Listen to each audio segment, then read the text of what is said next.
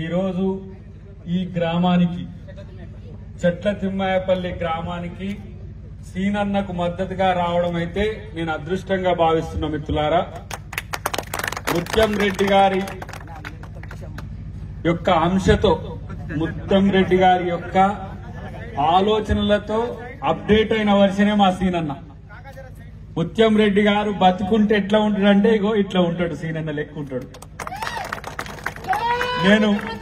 నేను ముత్యం రెడ్డి గారితో వేదిక షేర్ చేసుకోలేదు వ్యక్తిగతంగా. సీనన్న నేను వారితో కలిసినాం, ఎన్నోసార్లు మాట్లాడినాం, కానీ ఆయనతో దుబ్బాకలో వేదిక షేర్ చేసుకోలేదు. కానీ ఆయన యొక్క డిఎన్ఏ ఉన్న మా సీనన్నతో ఇలా వేదిక షేర్ చేసుకోవడం మాత్రం నిజంగా నేను నిన్న మొన్న అన్న చేస్తున్నాడు, కానీ వీడికి వచ్చేది ఉన్నది. కానీ నేను ఎక్కడో కాకినాడ బందర్ ఆ ప్రాంతంలో ఉండే అన్నను చూడకున్నా నేను ఆయన గుర్తు చేసి నాకు టెక్స్ట్ చేస్తే ఈ రోజు గుర్తు పెట్టుకుని ఇక్కడికి ఎందుకు వచ్చిందంటే, నిజమైన ముత్యం రెడ్డికి మేము నివాళులు అర్పించాలంటే వారి గెలుపు కృషి చేసినప్పుడే నిజంగా మేమందరం కూడా సంతోషంగా ఉంటామనే విషయాన్ని మీ అందరికీ గుర్తు చేస్తున్నాం.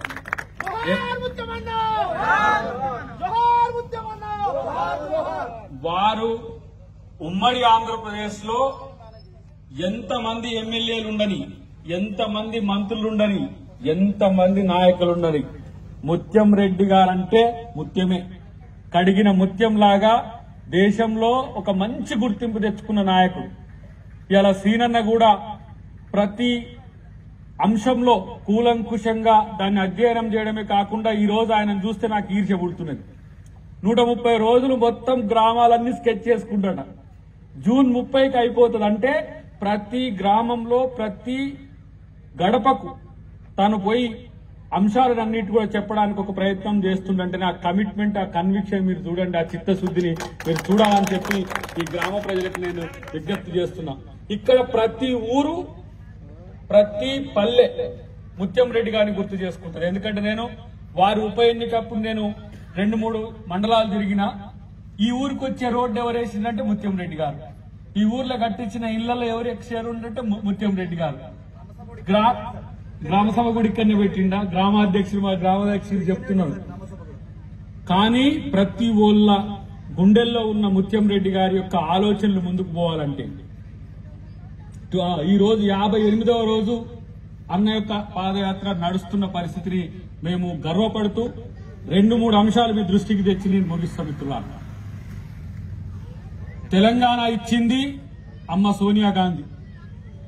ఎందుకు దాదాపు 1200 మంది పైచిలుకు విద్యార్థులు, యువకులు, మహిళలు కూడా అమరులైతుంటే ఒక రాష్ట్రం కోసం ఈ విధంగా ప్రాణాలు కూడా ఇస్తారా అని చెప్పి ఆ రోజు సోనియా గాంధీ గారు ఒక మహిళ కాబట్టి ఆమె ప్రేమతో ఇంకా ఎక్కువ మంది చావొద్దు, ఈ తెలంగాణ రాష్ట్రం ఏర్పాటు చేస్తా అని చెప్పి కమిట్మెంట్ గా ఇలా తెలంగాణను ఏర్పాటు చేసింది. ఇప్పుడు ఆయన ఏం చేస్తున్నాడు?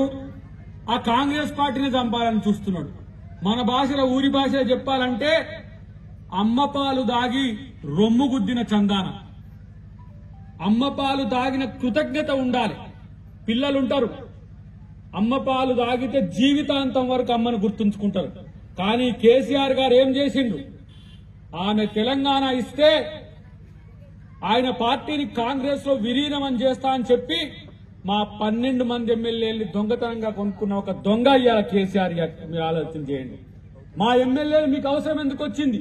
నువ్వు గొప్ప నాయకునివే కదా, నీ కాడ మంచి మంచి నాయకులు తయారవుతారు కదా. గతంలో 5 ఎమ్మెల్యేలను తీసుకున్నారు 2014లో. చాలా మంది ఉద్యమకారులు కాంగ్రెస్ పార్టీలో ఉన్న వాళ్ళని కూడా తీసుకున్నారు. ఇంకా కాంగ్రెస్ పార్టీ నుంచి నాయకులు కొంటేనే తప్పితే వాళ్లకు నాయకులు లేని పరిస్థితి. ఇలా 50 మంది ఓడిపోతారని 50 మందిని మారుస్తారట. నేనంటున్నా, 50 మందిని మార్చినా 100 మందిని మార్చినా రేపు వచ్చేది కాంగ్రెస్ ప్రభుత్వం అనే విషయాన్ని మీరు అందరూ గుర్తుపెట్టుకోండి. మీకు ఇల్లు కట్టుకోవడానికి 5 లక్షల రూపాయలు, మీ భూమి ఎక్కడనన్నా ఉండని, మీ జాగా ఎక్కడనన్నా ఉండని, కాంగ్రెస్ పార్టీ తరఫున 5 లక్షల రూపాయలు మీకు ఇస్తే మీ ఇష్టం వచ్చిన రీతిలో మీ ఇల్లు కట్టుకోవచ్చు. ఆయన డబుల్ బెడ్రూమ్ ఇల్లు కట్టిండా? ఇక్కడ ఒకటన్నా డబుల్ బెడ్రూమ్ ఇల్లు ఈ ఊర్లో ఒకటన్నా వచ్చిందా? డబుల్ బెడ్రూమ్ రూమ్ అన్నాడు. ఇవాళ అల్లుడేస్తే ఉండాలి, మేకను ఎడగట్టేయాలి అంటే ఆయన ఇల్లు మాత్రం 800 కోట్లతో ప్రగతి భవన్ కట్టుకున్నాడు.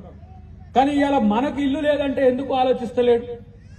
ఇంతకు ముందు మీకు గుర్తున్నది కిరణ్ కుమార్ రెడ్డి గారు ఉన్నప్పుడు 180 రూపాయలు పైసలు ఇస్తే 9 రకాల వస్తువులు వచ్చాయి అభయహస్తం పేరు మీద.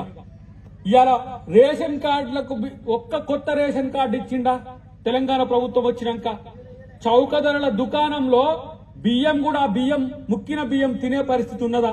ఒక్క బియ్యం గతంలో ఎప్పుడో కిరోసిన్ ఇచ్చిండు, ఒకసారి పంచదార ఇచ్చిండట. 9 వస్తువులు ఇచ్చింది కాంగ్రెస్ పార్టీ.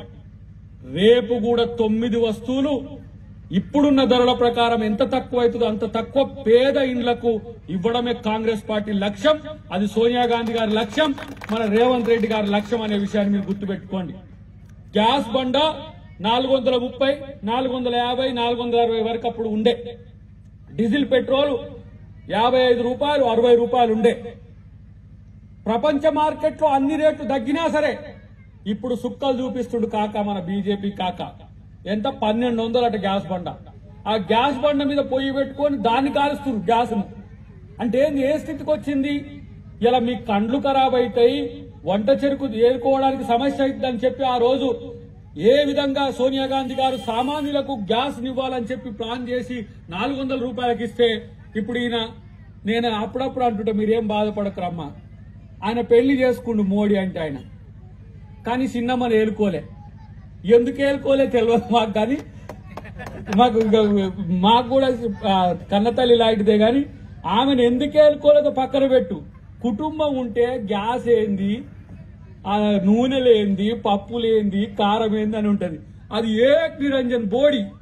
మోడీ అంటే బోడి. ఏం తెలుస్తుంది కుటుంబం అంటే బోడీకి? ఆయన మోడీ తీరే చిన్న బోడి. ఎవరు? కేసీఆర్. ఈయనకు తెలియదు, ఇంట వండుకొని హాయిగా ఉంటాడు. ఆయన ఫుల్గా వేస్తే కథం అందరూ ఫుల్గా ఉన్నట్టే. కాబట్టి ఇలా గ్యాస్ బండ ఎందుకు ఇస్తలేరంటే, ఒక్కళ్ళు కూడా సపోర్ట్ చేస్తారు, తక్కువకి ఎందుకు ఇస్తలేరంటే నేనంటున్నా. ఇలా బీజేపీ ఇక్కడ రఘునందనే మొన్న మీరు అందరు కలిసి ఎందుకు అనుకున్నారో ఏమనుకున్నారో, కొంతమంది ఆ పువ్వు గుర్తు ఆయనకి వేసింది. ఆయన మనకు చెవులో పువ్వు పెట్టిండి. ఇప్పుడు ఆయనను పోతుంటే ఊళ్ళంతా ఎదుర్కోలేనట, ఎదుర్కోడు నిలదీతేనట. నేను పనిచేసిన తిరుమలాపూర్ పోయి వస్తున్నా, మా మండల పార్టీ అధ్యక్షునికి దెబ్బ తగిలిందంటే ఆడనే ఉన్నాడు మనోడు రఘునందన్.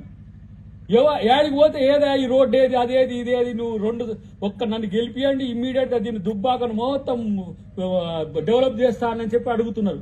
కానీ డెవలప్ చేయాలంటే అది కాంగ్రెస్ పార్టీ వల్లనే అయితే గుర్తుపెట్టుకోండి. ప్రేమతో ప్రజల్ని ప్రేమించేది కాంగ్రెస్ పార్టీ. ఇలా గరీబీ హఠావో పేరు మీద ఆ రోజు ఎన్ని సూత్రాలు, దాదాపు 20 సూత్రాల పథకంతో ఇందిరమ్మ గారు ఎంత మేలు చేసిందో మీరు చూడండి. ఇప్పుడు వాళ్ళ మనవడు రాహుల్ గాంధీ గారు దేశంలో మోడీకి వ్యతిరేకంగా కొట్లాడుతుంటే ఆయన పార్లమెంట్ నుంచి తీసేసింది. ఇగో ఈ బీజేపీ ప్రభుత్వం వల్లే. అంటే ప్రశ్నిస్తే నువ్వు అంబానీ అదానీలకు 1000 కోట్లు ఎందుకు ఇస్తావు, మా పేదలకు గ్యాసో బియ్యమో లేకపోతే ఇతరత్ర ఇండ్లో ఎందుకు ఇవ్వని చెప్పి అడిగితే ఇందిరమ్మ మనవన్యాల పార్లమెంట్ నుంచి బయటికి వెళ్ళగొట్టిండు. ఏమైతుంది? రేపు థంపింగ్ మెజార్టీతో రాజీవ్ గాంధీ కాలంలో ఎట్లా 430 సీట్లు వచ్చినాయో అంతకంటే ఎక్కువ రేపు దేశంలో కూడా కాంగ్రెస్ పార్టీ రాబోతున్న విషయాన్ని మీరు గుర్తుపెట్టుకోండి. అయ్యా మీరు వస్తే మాకేందయ్యా, గాళ్ళు వచ్చి ఏం చేసిందని అంటారు కదా. 5 లక్షల రూపాయలు ఇండ్లకి ఇచ్చుడు కాదు, గ్యాస్ బండ 500కి ఇచ్చుడు కాదు. రేపటి రోజున పిల్లలకు క్రమేపీ ఉచితంగా విద్య, ఉచితంగా వైద్యం ఇచ్చేందుకు కూడా కాంగ్రెస్ పార్టీ ఆలోచిస్తున్నది. అటు రేవంత్ రెడ్డి గారు గాని, ఇటు బట్టి గారు గాని, మా ముఖ్య నాయకులు ఎవరైతే ఉన్నారో మా వెంకరెడ్డి గారు గాని, ఉత్తమ్ రెడ్డి గారు గాని, ఎవరైనా సరే మా జీవన్ రెడ్డి గారు గాని ఏం ప్లాన్ చేస్తున్నారంటే క్రమేపీ పేదోనికి ఏ విధంగా ఉచిత వైద్యం ఇస్తే వాళ్ళ కుటుంబాలకు మేలు జరుగుతుందో ఆలోచిస్తున్నాం. ఒక 10,000 కోట్లు కనుక వెచ్చిస్తే ప్రతి నియోజకవర్గంలో మల్టీ స్పెషాలిటీ హాస్పిటల్ వస్తే ఇక కార్పొరేట్ వైద్యం ఎందుకు దండగా మనకు. ఇవాళ మన ఊర్లో మన వైద్యాన్ని చేస్తామన్నారు, ఇంతవరకు లేదు. నేనంటున్న ఒక్క పిల్లగాడు చదివిస్తే కార్పొరేట్ స్కూల్లో చదివిస్తే లక్షల రూపాయలు అవుతున్నాయి, 1000 రూపాయలు అవుతున్నాయి. రేపు కాంగ్రెస్ ప్రభుత్వం వస్తే పేదలందరికీ కూడా ఉచిత వైద్యం ఎట్లా ఇయ్యాలనో కాంగ్రెస్ పార్టీ ఆలోచిస్తుంది. మీరు గుర్తుపెట్టుకోండి. దీన్ని కులాలకు కాదు, మతాలకు కాదు, అన్ని కులాలకు అన్ని మతాలకు ఎవరైనా సరే వాళ్లకు పేదలకైనా ఆర్థిక వెసులుబాటు లేని వాళ్ళకు ఉచిత విద్య ఎట్లా అందియాలని చెప్పి, వైద్యం ఎట్లా అందియాలని కాంగ్రెస్ పార్టీ చూస్తున్నది. రేపు మా పార్టీ అధికారంలోకి, మన పార్టీ అధికారంలోకి వస్తే ఒక కుటుంబానికి నెలకు ఎవరైతే బిలో పవర్ కింది అసలే కూటికెళ్లని వాళ్ళు రెక్కాడితే డొక్కాడని కుటుంబాలు ఏవైతే ఉంటాయో ఆ కుటుంబాలకు ఒక నెలకు 10,000 రూపాయలు ఇచ్చే ఒక పథకం న్యాయ పథకం అనేది కూడా ఇలా సోనియా గాంధీ గారు రాహుల్ గాంధీ గారు ఆలోచిస్తున్న విషయాన్ని మీరు గుర్తుపెట్టుకోండి. ఏమొస్తుంది కాంగ్రెస్ వస్తే అనేది. మీ పిల్లలకు ఉద్యోగాలు రావాలి. మీ పిల్లలకు ఉద్యోగాలు అంటే పీసోడు ఉన్నాడు ఇక్కడ బక్కోడు ఏం చేయాలి? ఇలా 2 లక్షల ఉద్యోగాలు ఉంటే 35,000 ఉద్యోగాలు ఇచ్చి ఆ లిక్కర్ లీక్ చేసినట్టే, కాళేశ్వరం లీక్ చేసినట్టే పేపర్లు లీక్ చేస్తున్నాడు. పేపర్లు లీక్ చేస్తే ఉద్యోగాలు ఎట్లా వస్తాయి? 2 లక్షల ఉద్యోగాలు మన పిల్లలకు 5 సంవత్సరాల కాలంలో మేము నింపడానికి ఒక స్కేల్ వేసుకుంటున్నాం. ఒక సంవత్సరంలో ఎన్ని వేలో బడ్జెట్ ను బట్టి 2 లక్షల ఉద్యోగాలు మన నిరుద్యోగులకు ఇవ్వడమే కాకుండా యువకులకు ఉపాధి కల్పించే ప్రయత్నం చేస్తున్నాం. కానీ ఈయన ఎత్తులకు 33 జిల్లాలు దాదాపు 550 మండలాలు ఏదోదో చేసుకొచ్చిండు. ఇప్పుడు నేను అవతలికి పోయిన ఇదే నియోజకవర్గం, అదేమో సిద్దిపేట జిల్లా, ఇదేమో మెదక్ జిల్లా. ఒక నియోజకవర్గంలో 2 జిల్లాలు చేసి మరి 2 ఉద్యోగాలు ఎందుకు ఎవరబై? ఉద్యోగాలు పెంచవా? జిల్లాలు పెంచుతావా? తండాలను గ్రామ పంచాయతీలు చేసిండు. మరి వాళ్ళందరికీ ఉద్యోగాలు ఇవ్వద్దా? ఇప్పుడు నగర పంచాయతీలు ఇవన్నీ ఒక ఎత్తు అయితే తండాలను గ్రామ పంచాయతీలు చేస్తాడు. స్కూళ్లు కూడా లేని గ్రామ పంచాయతీలు ఉన్నాయి. కాబట్టి ఉద్యోగాలు ఇయ్యాడు ఆయన. ఏమైనా సరే మన కరెంటు బిల్లు కట్టుకోవాలి, మింగాలి. మన ఇంటి పన్ను కట్టాలి, మింగాలి. మనకి ఇప్పుడు ఎప్పుడన్నా ఇంత ఉందా? కూరగాయల నిత్యావసర ధరలు ఎప్పుడైనా ఇట్లా ఉన్నాయా? ఇంత మండుతున్నాయా? నిరంతరం ధరలు పెరుగుతూనే ఉన్న పరిస్థితి ఉన్నది. కాబట్టి ఇలా కాంగ్రెస్ పార్టీ మీకోసం, మీ యొక్క అభివృద్ధి కోసం, మీ యొక్క శ్రేయస్సు కోసం ఆలోచిస్తున్న పార్టీ. రేపు మేనిఫెస్టో పెద్ద ఎత్తున వస్తుంది. మీకు చెప్తున్నా, ఛత్తీస్గఢ్ ప్రభుత్వము మహిళలకు 1 నెలకు 1,000 రూపాయలు ఇప్పుడు ఇచ్చే పథకం మొదలుపెట్టింది. 1 నెలకు మహిళకు సాధికారిత కోసం. మీకు గతంలో డ్వాక్రా రుణాలు సమభావన సంఘాలతో, సంఘమిత్రులతో, సంఘ బంధాలతో 1,000 కోట్ల రూపాయలు రాజశేఖర రెడ్డి గారు ఇచ్చిండు. 0 వడ్డీ రుణం అని 25 పైసలకని 1,000 కోట్ల రూపాయలు వెచ్చిస్తే మీ వచ్చిండు స్త్రీధరాన్ని కూడా దోసుకుంటుడు మా బక్క ఆయనకు ఎన్ని 1,000 కోట్లు ఉన్నాయో పక్కన పెట్టి దేశం మొత్తానికి పెడతారట ఆయన ఎన్నికల ఖర్చు. కానీ మా ఆడోళ్ల దగ్గర బొడ్ల దాచుకునే పైసలన్నీ కొట్టేసినావు కదా బక్కోడా అంటే సప్పుడు లేదు. ఇలా ఆడోళ్ల పైసలు తింటోడు బాగుపడతాడు. కాబట్టి రేపు అదే 10,000 కోట్ల రూపాయలు ఏ విధంగా స్త్రీనిధిని ఏర్పాటు చేసి మహిళలకు రక్షణ కల్పించాలనో ఆ ప్రయత్నం మేము చేస్తాం. డెఫినెట్ గా మీరు గుర్తుపెట్టుకోండి, సీనన్నని గెలిపియండి. దుబ్బాకను ఒక నందనవనంగా మార్చే చర్చ అన్న తీసుకుంటాడు.